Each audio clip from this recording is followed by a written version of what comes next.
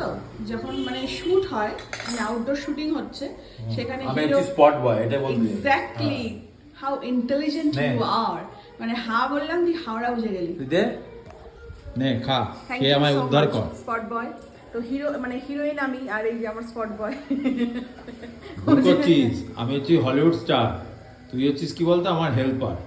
শাহরুখ খানে কে আছে জানিস তো? নিজেকে অত বেশি বড় না, শাহরুখ খানে কে পিয়ে বলতো? কে? পূজা। হ্যাঁ। তুই হচ্ছিস সেই আমার তো- সেই পূজার রোলে আছিস, কিন্তু তুই মাইনে পাস না। হ্যাঁ পূজার কোটি টাকা exactly. মাইনে, কিন্তু তোর মাইনে নেই, বেকার মাইনে তোর। আমি তো নিজেকে বহালই করলাম না, তুই আমাকে বহাল করে দে তোর পিয়ে হিসেবে। ওই যে মাঝে মধ্যে ওইগুলো দি, এটা হচ্ছে তোর প্রাপ্য। ওইগুলো দি। এগুলো খেয়ে হ্যাঁ। সন্তুষ্ট থাক। আমার দরকার নেই। আর তুই হলিউড ছাড়া তুই এখানে কি করছিস টলিউডে? হলিউডে আমার শুটিং হয়ে গেছে, এখন হয়ে আমার গেছে। রেস্টে আছি।